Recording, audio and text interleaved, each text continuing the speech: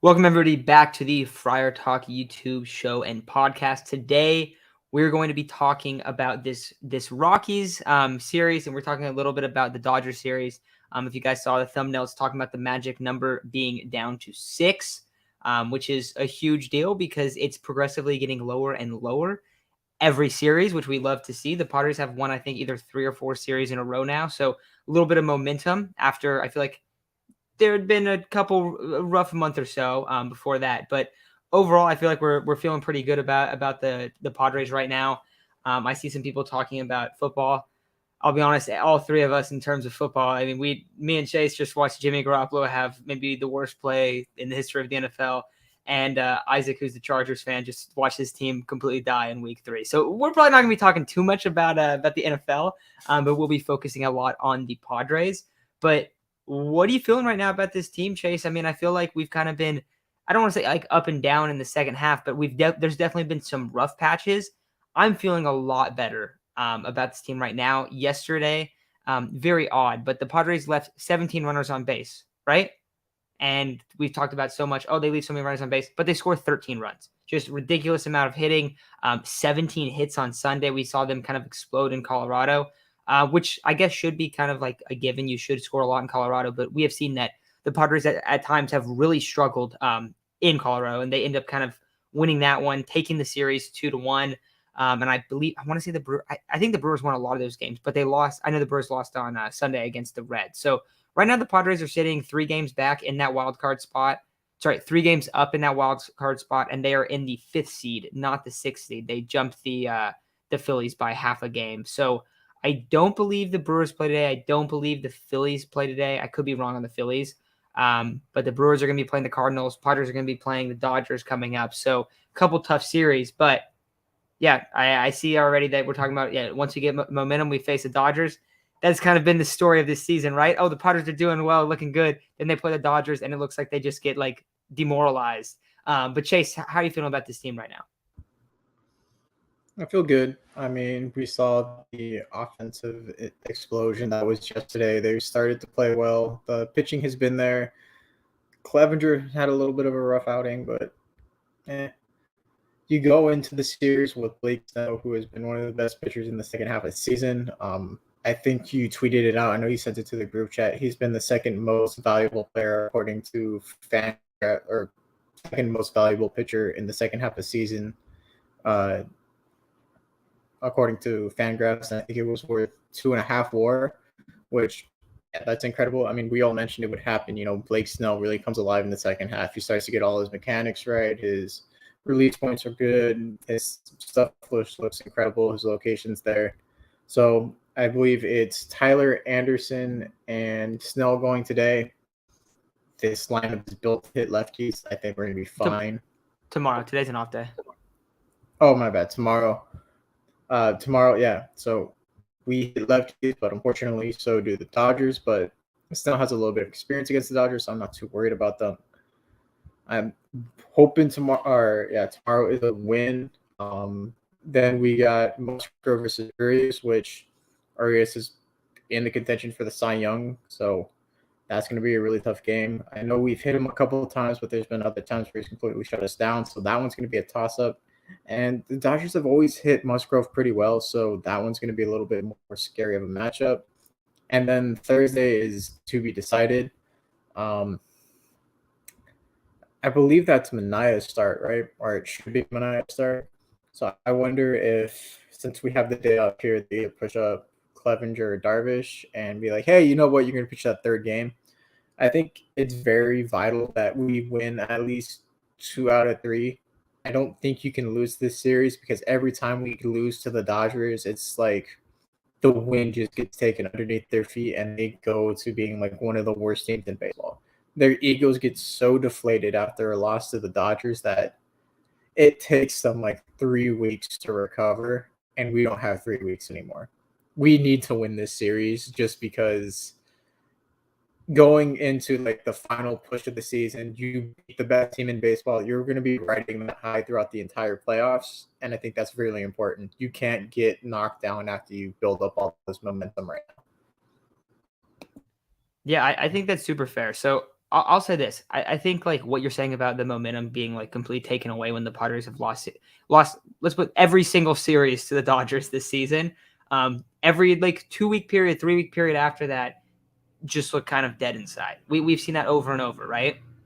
But the thing is it's if that doesn't happen, like say you only take 1 out of 3, but you don't see that like momentum that has kind of been built up right now completely gone, I still think that's okay. Like I don't think it's a huge deal in terms of what it looks like in terms of like the Padres schedule and stuff. But in terms of the momentum, like you said, Chase, I think that's what you're really looking at right here.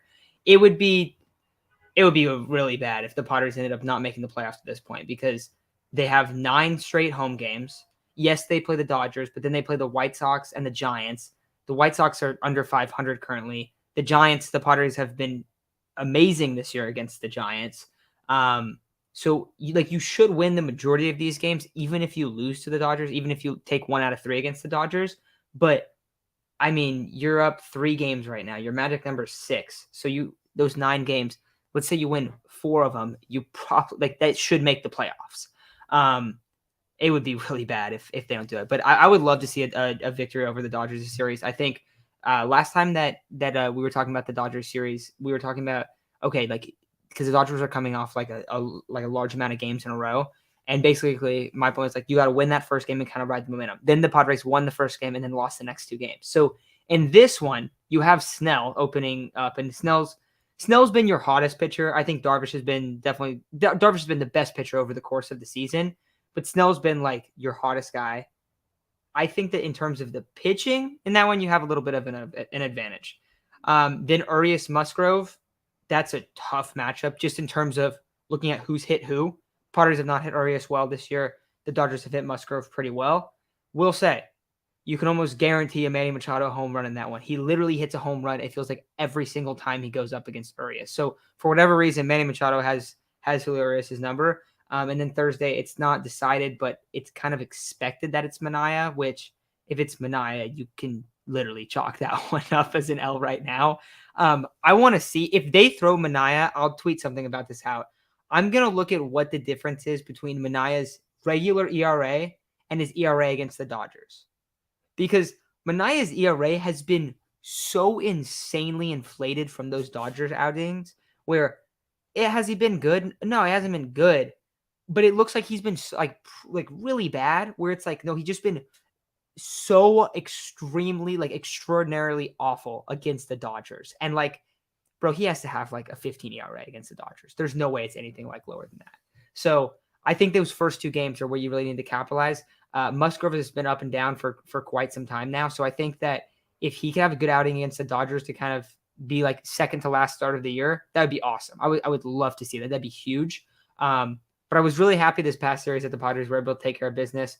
Darvish is, like I said, Darvish has been automatic this year. We saw that on Sunday. Or no, was it Sunday? No, Saturday. And then Clev was on Sunday. Clev didn't do that great, but the Padres offense was really good. So I felt like maybe on that Friday game, because you did lose to the Cardinals and then you lost that Friday game and it was like, oh no, this could be a little spot where you're going to choke and you're going to kind of blow it. And then they come back and they bounce back and the offense is really good over the next 2 games. I thought that was huge because we really needed to see that. Those wins were super important. Every single win right now is extremely important for this Padres team. They should absolutely make the playoffs. If they do not make the playoffs, that's maybe like in terms of that last part of the season. I know last year was so awful at the end. That would be like, in my opinion, like a worse collapse because it means that you just completely died at the end of the year in like the last week of the season. So if you go over 500, you should definitely make the playoffs. That should be the expectation. I would love to beat the Dodgers in this series, but I don't know if it's happening. In terms of kind of where the bats are at, Chase, what are you thinking right now? I mean, yesterday you got to see a lot of guys hitting really well. Soto's been hitting well. I feel like Cronenworth has been hitting a little bit better. Of course, Manny Machado, I know he's like not really in the MVP race, I guess, but he should be. And right here, Machado has a 30 home run, 100 RBI season, almost hitting 300 with over a 900 OPS. He's been a complete baller. This is his career year. This is the best year he's ever had. Profar actually has been getting pretty hot. That is something that I was not necessarily expecting, but that has been really good to see. And we're kind of looking at it now where it's like, all right, Grisham has been horrible. Drury's been up and down. I know he had 2 hits yesterday, and he had a home run, but he's kind of been like home run or bust almost, it feels like at times. And then I think the only other guy that I'm pretty worried about right now is Josh Bell, because Josh Bell has been struggling a lot, and Devin just commented it right as I said it as well. So Bell is the guy I'm worried about. I have about zero faith in Grisham at this point. I'd probably rather just see Azucar in the lineup. And then I guess another guy that we can bring up too is Campusano. Campusano's been a stud since he's been called up. He's been really, really good offensively, and he's caught Musgrove pretty well. So looking ahead a little bit, Wednesday, I think we'll see Campusano catch that game. But in terms of the bats, Chase, who are kind of like who you highlighting? Who do you think is ending the year hot? And are there any guys that you're like, okay, these guys really got to flip the switch at the end of the season here? I was gonna say, you know who I'm gonna mention, Will Myers. He's been doing great. In his last 30, he's hitting 281 and has over an 800 OPS. He's been doing really good. Ha-Seong Kim started off really hot. His last 15 hasn't been too great, but he picked it up yesterday. He went 3 for 6. You know, you did face a lefty in Coors Field, but we kind of seen that where whenever there's a lefty on the mound, Ha-Seong Kim always performs. Like, he is a lefty killer. And, you know, hopefully with Tyler Anderson and not Kim, Julio Urias pitching, you know, Myers, Machado, and Kim have field days, because realistically, those are lefty killers. Drury, he went 2 for 5. He didn't walk at all. He's been hit and miss, but it's sort of important to have him in the lineup at all times because he's been one of the main source of powers. It's been him and Machado. Haven't really seen not a lot of power out of Soto, but he's been getting on base more. He walked twice yesterday. Campy's been a really pleasant surprise behind the plate. He's been catching better. I don't know which direction you go. You probably have to keep Drury at the DH for the Dodgers series. I don't know if you start Campy against the Dodgers just in case, you know, they start to run on you. So I don't know what you do there. I think you kind of have to start Azucar in the Dodgers series. He went 0 for 5 yesterday with 2 strikeouts, but realistically, that was probably a better stat line than Grisham would have put up. So it is really concerning about Bell, because we did trade for him to be, you know, that switch hitter that has power from both sides of the plate, and we really haven't seen it. He's just kind of been there. He's had like a couple games where he'll get a couple hits and walk, but nothing for power. It's like, okay, he'll hit a line drive single, he'll walk one time, and then either strike out another time and then fly out. I think he had like 4 home runs with us, if that. I think out of the main guys, that's like Cronenworth has been hit and miss. He's starting to heat up again. Profar starting to heat up again, which is really nice to see.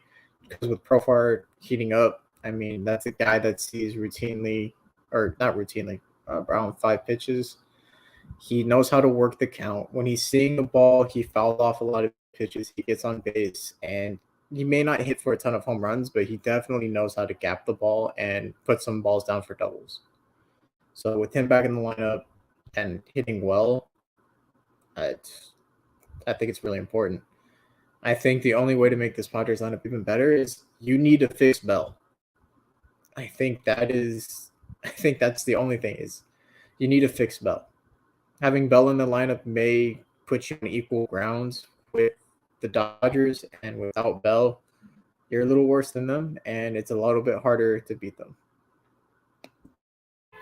Dude, yeah, and you brought up Myers too, and also I looked at Drury's splits. Drury has 5 home runs in the last 15 games. That is very impressive. So yeah, I said like he hasn't really been doing that much, but outside of hitting home runs, but he's hitting home runs at a ridiculous rate. He has a 600 slugging in his last 15, which is just crazy. But at least like you brought up Myers has been hitting really well. I don't know how confident I am in Myers staying consistent. That's the problem. But like at the very least, if Bell is not performing, at least you do have him there. And that was what was nice when you looked at like the role. Like after the deadline, we talked about it a lot of like Myers is in a much more friendly role where he can play first base and he can DH and like maybe he can play in the outfield, but like he doesn't really need to. He's in a way better spot in terms of that. So if Bell like continues to not hit, you can start Myers and Drury if they're both hitting really well. If one of those guys really starts to struggle or it's a really bad matchup for them, then like that's why you want Bell to be playing good. But like at least you have 3 guys in between first base and DH that hopefully 2 of the 3 are hitting well. I think that makes a huge difference. See a couple other things here that I want to bring up. Alfaro can't start any more games, and Kim needs to be leadoff. I think Kim is great as a leadoff hitter in terms of when lefties are on the mound. His righty splits are really bad, and he doesn't really hit well against them. So I would say not against righties. I think you go Profar against righties, and you can go Kim against lefties. Another reason why I do like Kim at leadoff a lot is because he has just tremendous speed. You definitely feel that when he's on the base pass, and if any of your guys after him gap a ball, that's a run, like pretty much guaranteed run. But in terms of Alfaro not starting anymore, it kind of feels like lately it's been Campy and Nola. Nola's actually been a lot better too, which is something that I'll be like. We were talking about two of the guys we talked about as bounce back candidates just did not pan out at all. And Nola and Grisham. But Noah's actually been hitting. He's been playing a lot better lately. I want to see his overall numbers. He's not amazing. He doesn't really have any power. But in terms of hitting, in terms of getting on base, give me a second here. I'm trying to find it. Okay, Nola, only 4 home runs. Oh, God. He's hitting 248, roughly a 650 OPS. Like, not great. But over his last 15, 250, 300 on base, 410 slugging. So, like, for a catcher, that's not terrible. And then, like I said, Campusano, I think I saw today, he has I forgot what it was. I think it was a 132 WRC. Like, he's been pretty good since he's been called up this most recent time. But I feel like Campy's kind of taken Alfaro's spot. Do you feel like that's the case? Now, of course, maybe we can get Alfaro in on a pinch hit in the bottom of the ninth, but like in terms That's what I was gonna of starting, yeah. I was gonna say, like, yeah, Campy's kind of replaced him in that spot. They both have power. I think you give the edge to Campy overall hitting wise, just because I feel like Campy is a little bit more disciplined of a hitter. We've seen Alfaro swing at everything and anything around the plate, and it leads to a lot of strikeouts and a lot of weak contact and everything. But having Alfaro off the bench isn't a bad thing. I mean, every time we needed him to step up, he's always that guy. He's always the guy that hits someone in when there's runners on and we need runs. So having him off the bench is not a bad thing. And it's not a knock to Alfaro. He is one of the most clutch players on the Padres. I mean, he's probably going to be one of the most important pieces late game just for his simple ability to hit with runners on or hit in really high-value situations. So, yeah, I think Campy's sort of taking him over as the number 2 catcher, but that's not a bad thing. I mean, Alfaro can DH for a little bit. I don't think we'll see Alfaro in the outfield at all. I think that would have been the only other solution, but our outfield is pretty much it's solidified, especially with Grisham out. So having him off the bench it's kind of perfect for him right now. So I gotta disagree a little bit with what you said there about the outfield being solidified. I think the corner outfield is definitely solidified. In terms of center, we're definitely, this is probably going to be like one of the first topics that we end up doing in the offseason, but I feel like Trent Grisham's play recently has basically solidified Tatis in center field. And we can get into a full conversation about that next year. But dude, like Grisham is, I don't even, like there's no way that you can go into next season and be like, yeah, we're rocking with Grisham as our starting center fielder. Not a chance. So I do think that that's kind of been a storyline for next year that's developed over the past couple months. Over the whole season, really, honestly, with not only Grisham, but also Ha-Seong Kim, just because he is so insane defensively. But I see a question here. Actually, 2 things. First, DVD asked, or he said, Darvish is slated to start out the last game. That can't happen. So you talked about earlier about how, you'd like to see them take care of the Dodgers and kind of keep that momentum going.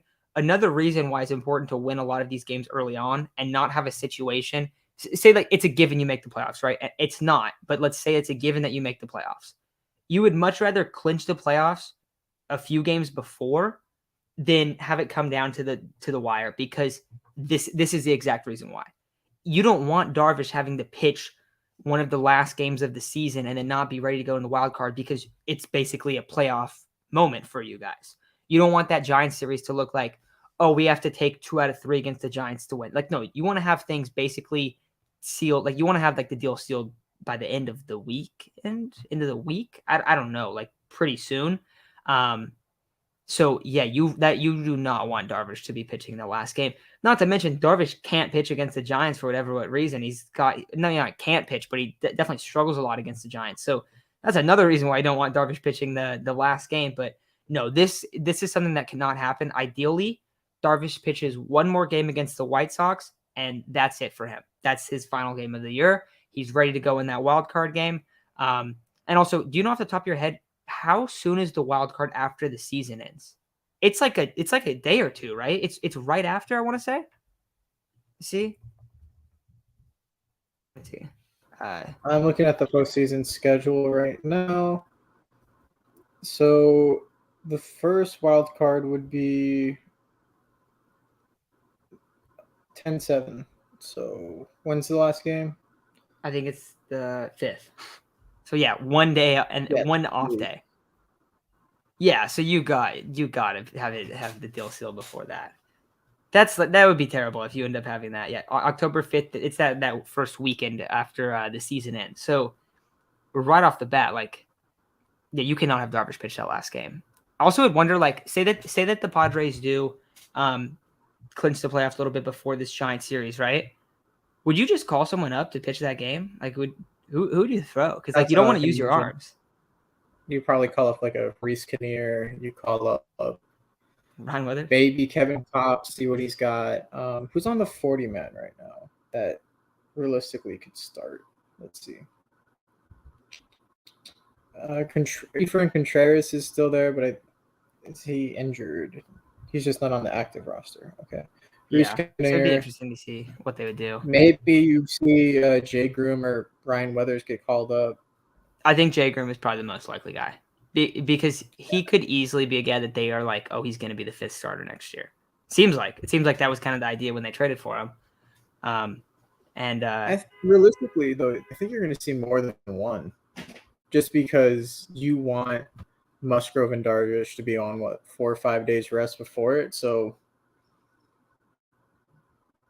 you probably need 2 guys. So does that mean that it's more likely then that we see? Who would it be on Thursday then? I feel like that means it's more likely that we wouldn't see. Like we would rather try to like stack 2 starts for a guy using this off day, so then another guy can go on the 7th. I'm trying to think of who you could kind of put in there. 7, 8, 9. It's back to back games or back to back if necessary. But yeah.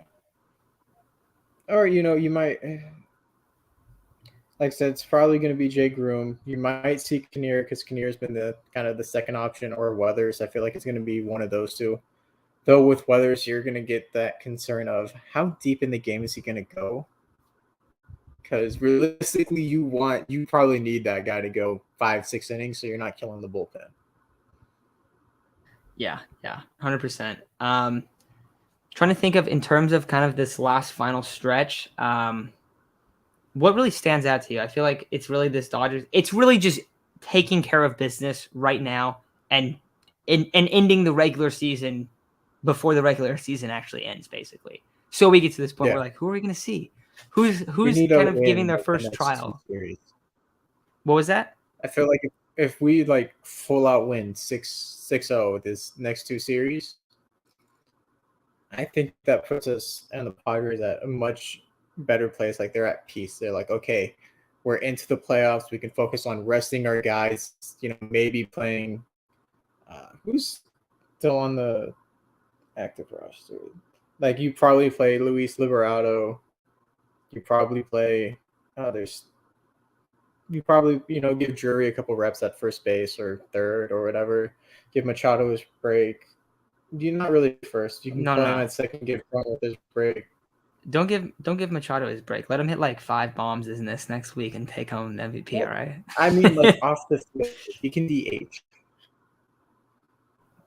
Also, we were choking when it came to who's gonna pitch that final game. Chip Rocks just got it down.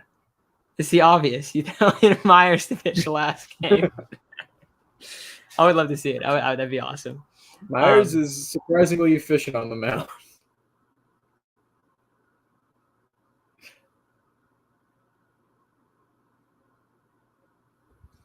Sorry, there's a fire engine coming. I can't say anything.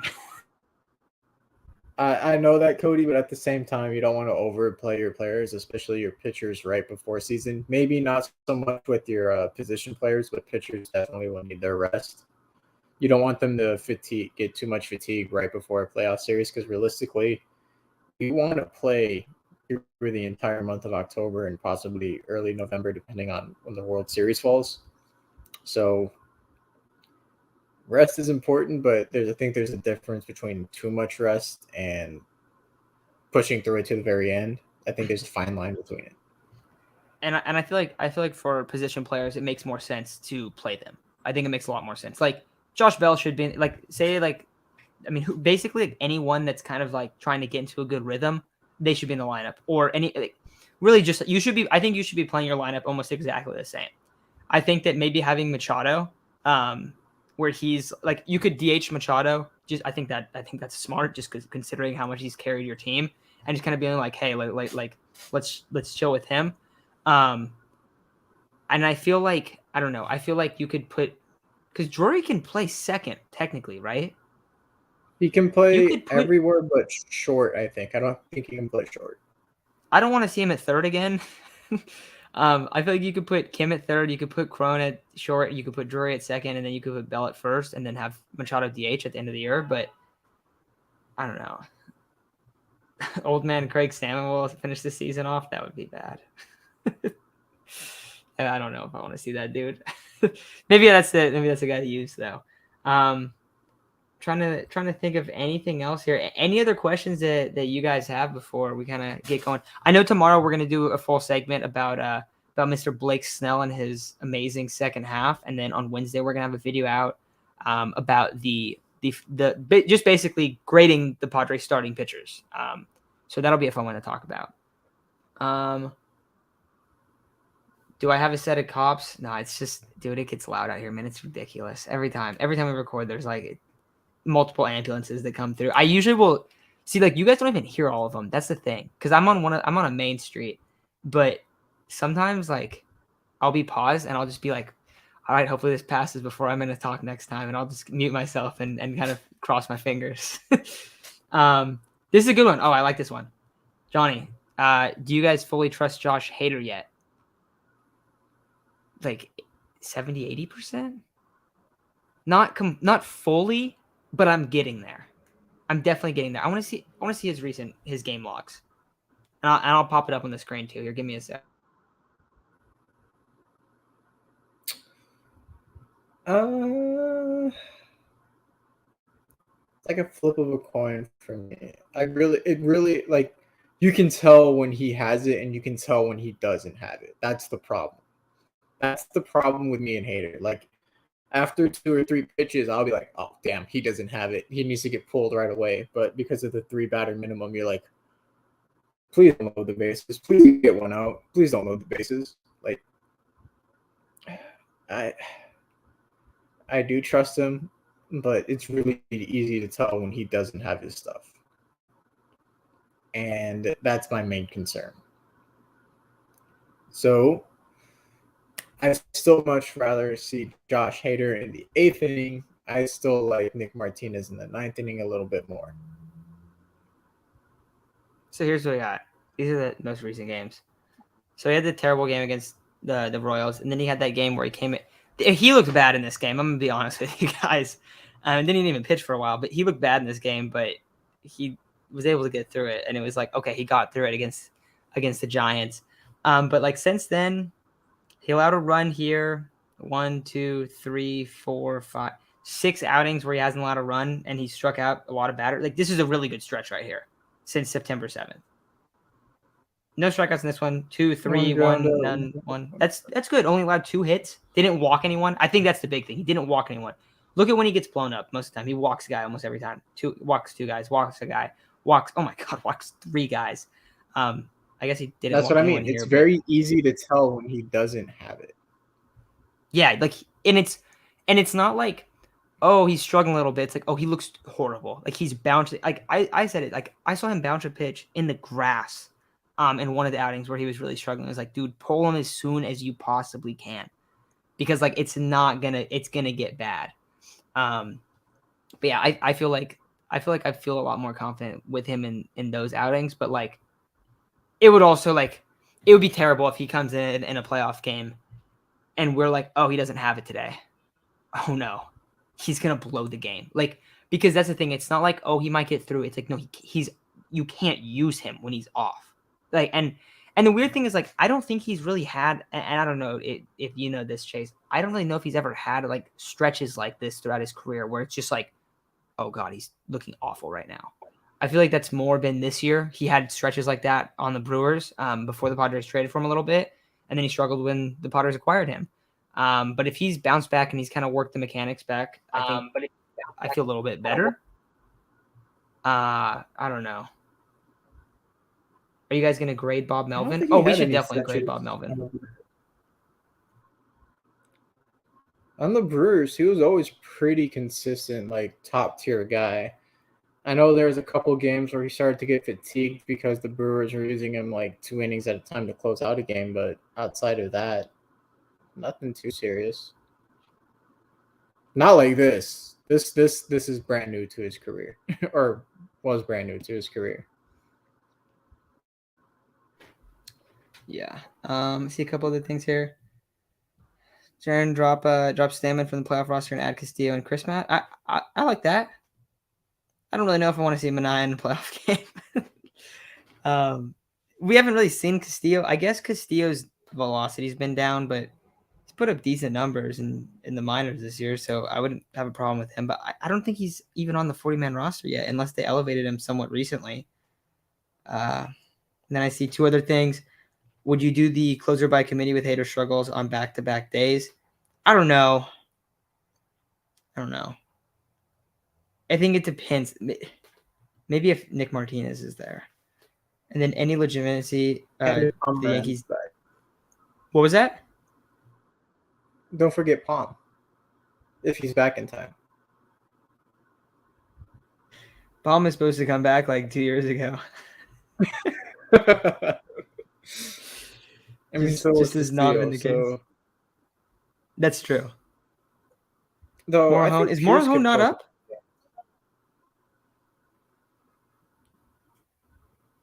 I'm pretty sure he was up. Yeah, Mortahone's up. Yeah, that's okay. That's what I thought. He pitched kind of recently. He pitched the other day when they threw him for 2 innings, and he allowed, like, he looked good in the first. You know when they do that? It was against the Cardinals, where they pitch him the first inning, and then they bring him out for a second, and then he struggles in the second so often. That happens so much. And then you'll even look back at the outing, and it'll be like, oh, he pitched 1 inning, and he allowed 2-3 runs. But it's like, yeah, he pitched 1 inning, pitched a perfect inning, and then he came out the second inning, and he was off. Like, he was not good. Pitch him 1 inning and let him go. Like, you don't need to try to stretch him out. I don't think. It just hasn't worked well this year. No. It's definitely the throw him 1 inning, don't throw him 2 innings. Every time he's gone out for the second inning, it rarely works out. I've thought the same thing multiple times. Yeah. Ratboy says he can't wait for Palm to not play for us next year too. This is 101. That'd be a waste of money. Oh wait, we already got rid of one of those. Let's not get another one.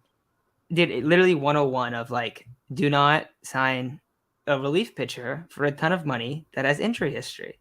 It's probably not going to work out too well, and you can find a lot of relief pitchers for cheap. Doesn't make any sense.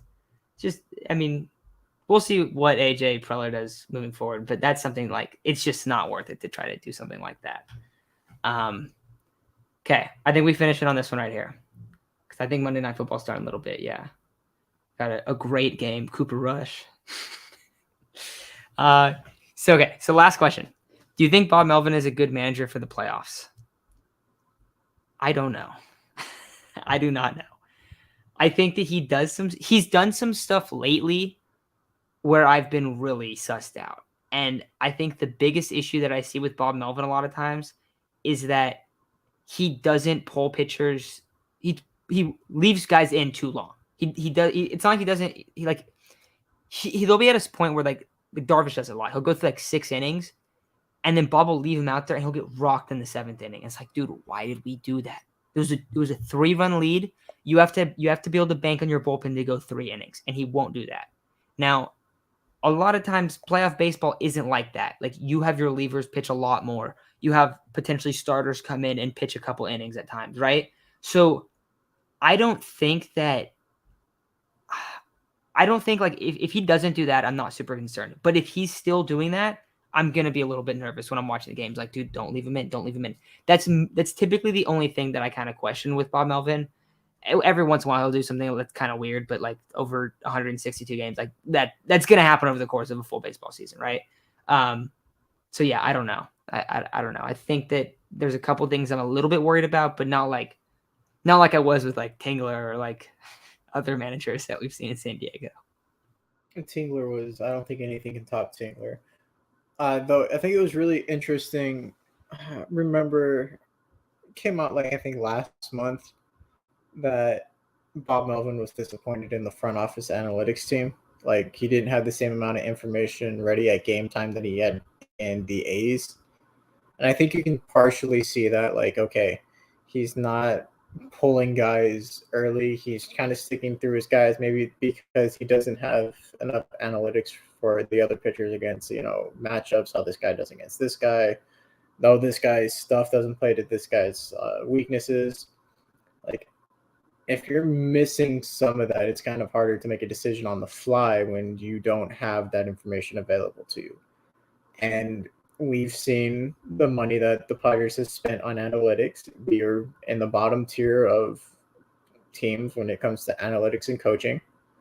And I think that's easily seen throughout this entire season with all the slumps that's happened, with all the little slumps that pitchers have gone through where they've been getting rocked recently.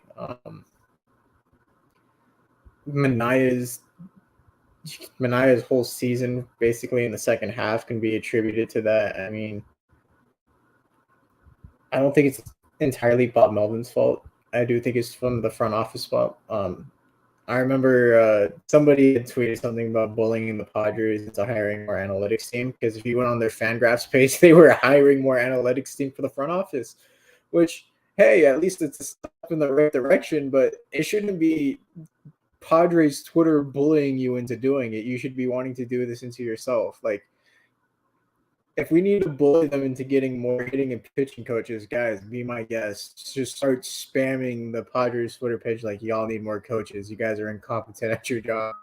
Please do it. If that's the way we got to do it to get more pitching coaches and hitting coaches, and to finally, be like, okay, we're going to be in these top thresholds of teams, and this is what these teams do. We got to commit to that right now.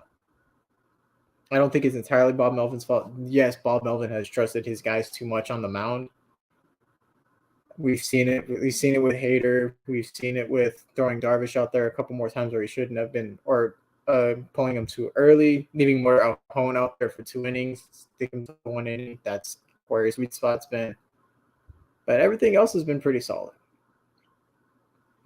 Yeah, and one thing I will say is to kind of back Bob Melvin up a little bit is the one thing that I noticed this year, which I consistently liked the way that they did it, is the way that the lineup was like arranged on a night by night basis was tremendously better than last season. Because you would have guys in different spots in the lineup that wouldn't make sense. And honestly, maybe that's even AJ Preller growing. Like, I don't know.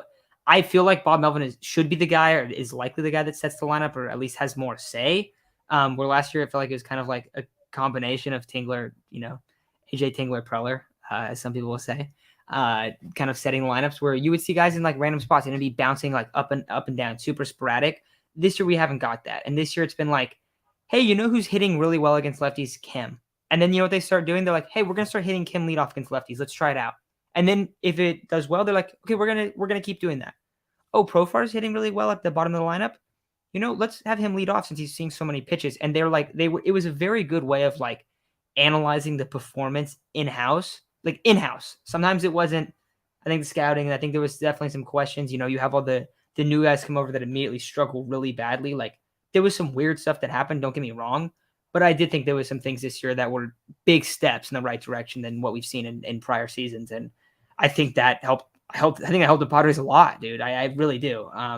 So I do want to give some credit to Bob Melvin. I know a lot of people don't like Bob Melvin. I don't dislike him. I don't think he's a bad coach. I don't think he's perfect, but also like the Padres haven't played perfect. I think a lot of times fans and really just like media in general put a lot of blame on coaching staffs opposed to just like guys not performing sometimes. Like sometimes it's as simple as like your guys didn't deliver. And I think sometimes we saw that from stages this year. But overall, I think that I do have decent faith in Bob Melvin, but also some question marks as well. But yeah, I think that's probably gonna do it for tonight. Monday Night Football is about to start, so everyone enjoy your Monday. We'll be talking about Blake Snell tomorrow before his start against the Dodgers, and then on Wednesday we'll be talking about just grading the overall Padres starting rotation. And we'll do a few other videos. I don't know what we'll have on Friday. I think Thursday will be a live stream because that's when the Dodgers series ends. But thanks for hopping on, guys, and we'll talk to y'all tomorrow.